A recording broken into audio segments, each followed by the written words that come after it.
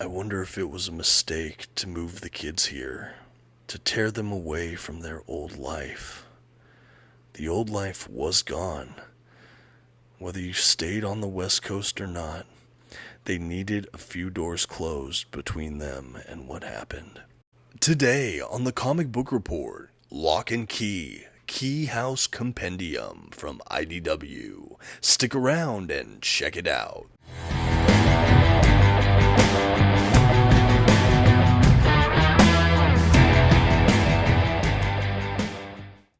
Greetings everyone, my name is Dominic and today you're tuning in to the Comic Book Report, where we review comic books and graphic novels so you can get an idea of what to read. And today we're back in the world of my favorite dark fantasy comic series. That's right, we're talking about Joe Hill and Gabriel Rodriguez's Locke Key. Some time ago, I do believe I reviewed the first volume or collection in this comic run, along with one of the shorter story collections, but it's been a while since I've returned to the world of Locke Key, but I was ecstatic to receive this review copy from our friends over at IDW in exchange for this honest review. I was admittedly already a huge fan of this series, and to have it in this format, well, it's just a dream, but more on that in a minute. Again, just a huge thank you to IDW, and now let's go ahead and start the review. First off, some quick facts about today's collection. The issues in this volume were written by Joe Hill and illustrated by Gabriel Rodriguez. The issues in this collection were published by IDW Publishing beginning in 2008. The volume itself collects Locke Key, Welcome to Lovecraft, issues 1 through 6. Locke Key Head Games, issues 1 through 6. Locke Key Crown of Shadows, issues 1 through 6. Locke Key Keys to the Kingdom, issues 1 through 6.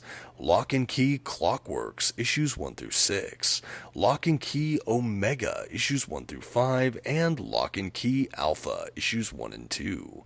And finally, this is an oversized hardcover edition with nice glossy print paper stock, a sewn binding, and a total of 976 pages.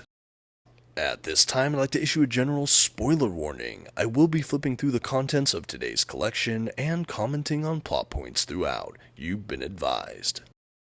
Okay, and here's our first look at that cover for this compendium edition from IDW, and wow, it is beautiful. For those that don't know, this is an oversized hardcover edition with a nice dust jacket. It is the trim size and general dimensions of a standard omnibus edition from Marvel or DC, so it lines up great on the bookshelf if you're a fan of the omnibus format, even though IDW is calling it a compendium here. The spine design is absolutely gorgeous. I love the stylized symbols for Locke Key and the key house and all of that. We have the title of the work, the creators, the publisher, everything is arrayed just beautifully. I love the font choices here. Everything, again, just crisp, clear, and exactly what I'd hope for. It presents very, very well on the bookcase. The back of the dust jacket is also quite beautiful. I love the kind of outline of the keyhole, really fun. We also have one of the series villains, of course. We have a blurb about the collection, pricing information, and things like that. Overall, I really love the design they chose for this back cover. I think it's really evocative, striking, and immediately engaging. And now that we've taken our first glance at the dust jacket, I did want to go ahead and spend one more minute with that dust jacket and the hardback book itself. This time I will go ahead and show you the interior flaps of this dust jacket, and I'll spread it all out so you can see everything at a glance. Interestingly enough, the inside flaps, the interior flaps, don't have anything on them. They're just a solid black, which honestly is a little bit foreboding and interesting, but I really liked this design choice. Also, the interior of the dust jacket is also just a stark black, which admittedly is a very different choice than a lot of the other dust jackets I have. As far as the design on the hardcover itself, we have this really ornate, detailed picture on the front of the hardback, along with the title of the series and the title of the compendium, creators, things like that. The spine retains all the important information about the collection as well, and the back just has the nice little kind of monogrammed or whatever symbols for Locke Key or the key house. Overall, they went fairly minimalistic for the hardback art, but I think it is really striking, especially against just a stark, glossy black background. Overall, really good stuff. And now for all you prospective collectors out there, a quick glance at the binding of this book. Like I said, I believe this is a sewn binding. My copy has a nice little eye there, and I do think this collection lays down fairly well. We really don't have a ton of gutter loss in the collection, but you can see more as I flip through the collection, and you can judge for yourself. But I have no complaints. Okay, with that out of the way, we can jump into the collection proper. After some end pages, we do have a nice title page, a publication information page, and then what is kind of a table of contents. It basically shows you the volumes that are included in this set, which I like. Again, I mentioned this is the entire main series. Now, the creators, Joe Hill and Gabriel Rodriguez, did do some material after this and kind of during it that's set beyond the scope of this central series. You can find those in smaller collections, or a lot of them included in the Golden Age collection from IDW, but this, for all intents and purposes, can be read as a one and done volume in itself, because again, it collects that entire main series. After the table of contents, as you saw, we do have a little essay from Joe Hill that serves as an introduction. I loved to see this. I really enjoy kind of introductory essays or epilogue based essays at the end, so seeing this just delighted me to no end. I can't overstate that enough.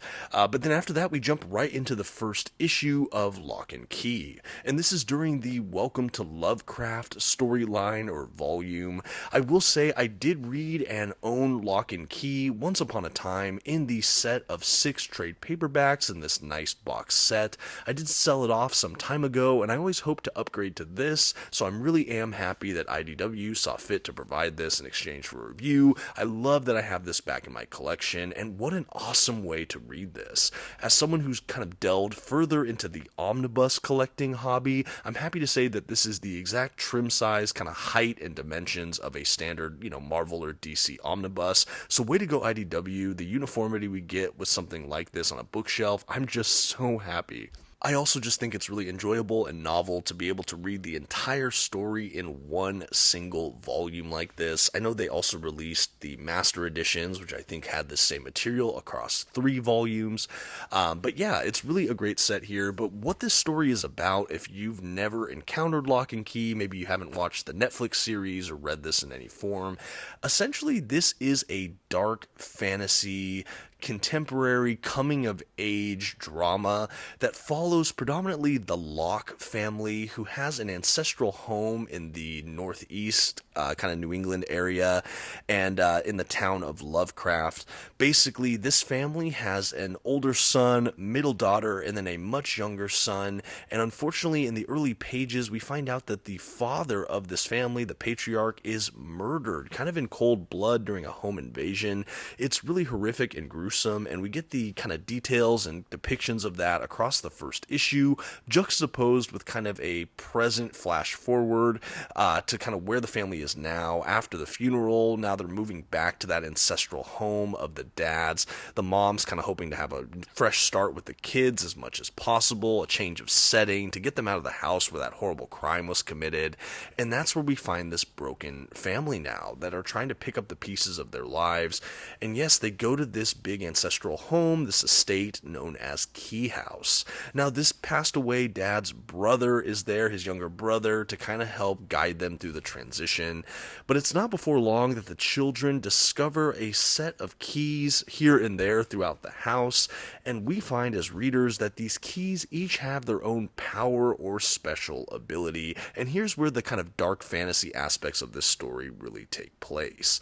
I really loved the way the narrative of this story unfolded. I think the storytelling here we have from Joe Hill is absolutely exceptional, and I'll say right from the jump here that Locke Key is actually one of my favorite comic series of all time, easily my favorite dark fantasy comic series of all time, and I would recommend it to just about anyone. You couple Joe Hill's outstanding storytelling and dialogue with the beautiful art of Gabriel Rodriguez, and you just have an all-star hit here. Rodriguez's art might not be for everyone, but honestly, I find that fact surprising. I think this art is beautiful, stylized, and just evocative and interesting. All the character models are super unique and gripping in their own ways, and I had no problem immersing fully into this rich world that he illustrated. As far as the overall shape of this story, I'll kind of hit on some of my highlights for it, try to give you the general shape. This is a spoiler-filled review, so please be advised I will be talking about plot spoilers for the entire series in this video. But essentially, as I mentioned, the Locke family is in this ancestral estate, the Key House, and we find that the children have access and kind of acquire more of these keys, one of which early on, the youngest son, Bodhi, basically finds a well house kind of at the lower area of the grounds, and there's this echo that whispers up through the well, and Bodhi finds out that there is a striking, by all appearances, young woman at the bottom of the well asking to be released. But we know that this young woman seems to be absolutely evil and has kind of murderous intentions, we'll say. Bodhi sort of inadvertently helps to free her, and we find that this is going to be actually the main antagonist of the whole series. This woman can actually gender swap and was initially a man, and that comes into play throughout this story as well. There's a key that lets you switch genders, and we find that this villain was trapped in this well in some form, and now that they are released, they're definitely trying to cause havoc and trying to awaken this kind of ancient evil beneath the house itself, kind of beneath the bluffs by this cave area. And anyway, that's kind of all going on in the background. We have this character now gender swapped back to a man, kind of going back into high school and trying to befriend like the eldest boy in this family and kind of ingratiate himself into that social group. And so that's kind of percolating in the background. Along the way, we have each of the children really trying to come to terms with the grief they're encountering and trying to rebuild their lives and image. This is also, like I mentioned earlier, a coming-of-age story. So we have the eldest son trying to find his new role as kind of the leading man figure in this household, but also still trying to be a young adult himself, trying to find his way.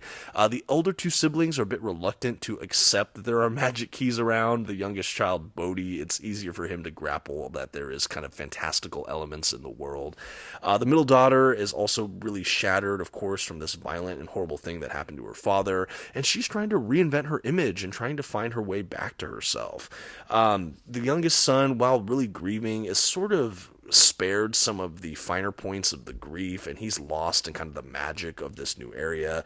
The mother is also succumbing to kind of alcoholism in her own way and is kind of a bit despondent, though you can tell she's trying to do right by her kids. So there's definitely a lot of heaviness here. I love that we have just these real kind of lived-in organic characters, and I think that that's something that Joe Hill excels on in this series, is that everyone feels authentically true.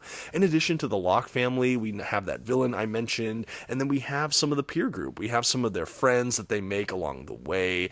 We get to know some of the teachers here and there, and along the way you get to see Locke's family history in this community, and we find that there were other strange happenings decades ago before the dad ever met the mom, and we find out that the father was involved with some of these magic keys, and that there was a horrible tragedy that may or may not have happened here once upon a time.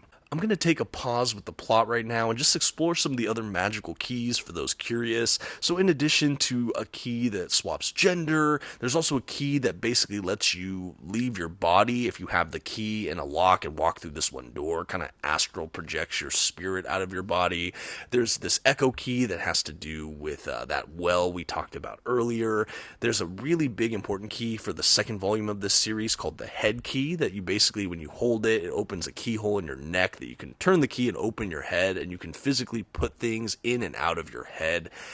This is a really fascinating key that really has some huge implications on the storyline. In addition to being the kind of focal point or set piece for the second volume, Head Games, it also shows how some of the people involved with the previous horror in Lovecraft basically had memories removed. There's actually one character that's sort of in an old folks home that basically is completely emptied out, we find out. She has almost nothing left of her, and we find out that she was actually a really good friend of the father, and she witnessed so many of the horrors, and instead of being killed, the villain just took all of her memories away. That's a plot point that gets paid off later toward the end of the series in a way I really enjoyed. But yes, the head key is certainly fascinating.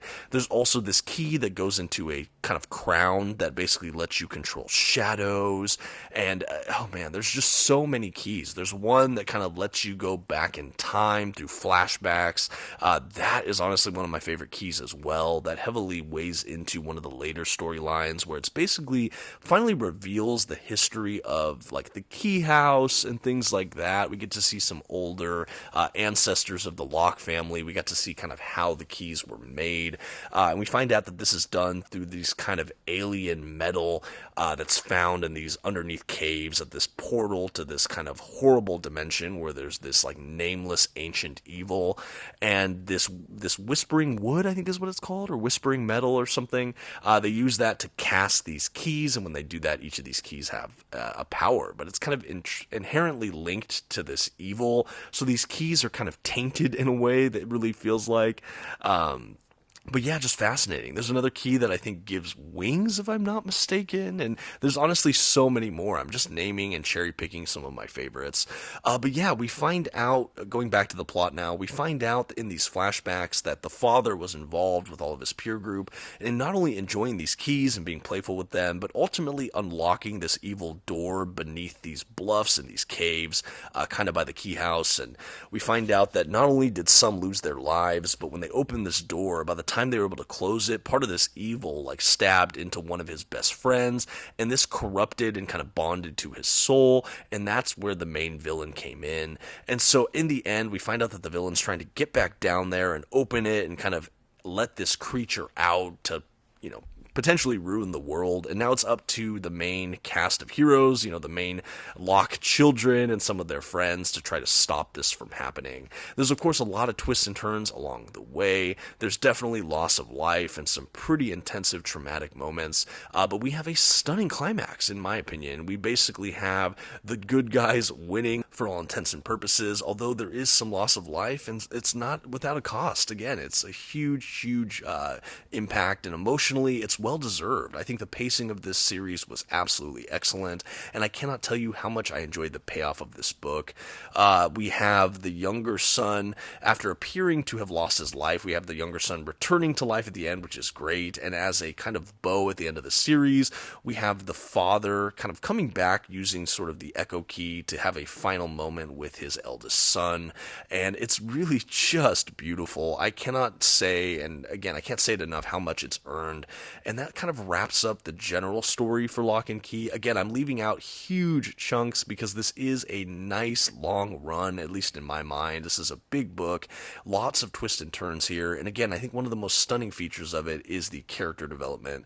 So many of these characters are just personal favorites of mine within this medium. The art, like I said, is fantastic. And this journey, beginning, middle, and end, it's just really brilliant. Again, there are other collections like the Golden Age Locke and Key collection, which I do plan to review on this channel shortly. Smaller collections like Small World and Heaven and Earth, I think it's called. So there's been other collections, but they're outside of this main series. Like I said, the main run here is a beginning, middle, and end. It's totally conclusive, and you can read it as a standalone volume. If you want more within this fantastical universe of Locke and Key, though, you can certainly seek out some of those other collections. And while we're flipping through the remainder of this collection for all of you, I just want to say a note. If you are a fan of the Netflix series, or maybe you weren't aware that this material was adapted, I should say that the Netflix series does deviate a bit from this source material. I only watched the first season of the Netflix series, which actually captures a surprising amount of this entire series, but we do have some deviation, particularly at the end of the first season, which again about associates with most of the material in this series. So we have some deviation there. I think they used it to extend the life of that series. I do think overall the series was well acted and I enjoyed it, but you are missing out, again, on the source material. I do think it's done best here in the pages of Locke and Key, but if you liked this world so much and you're a fan of adaptations, I would recommend that first season. I think it's still worth checking out if you are a fan of the series. But anyway, that's just my note on the Locke and Key Netflix series. Honestly, revisiting all of this makes me want to finish out the other seasons. I do believe it's a 3-season show. Someone comment and let me know if I'm mistaken there.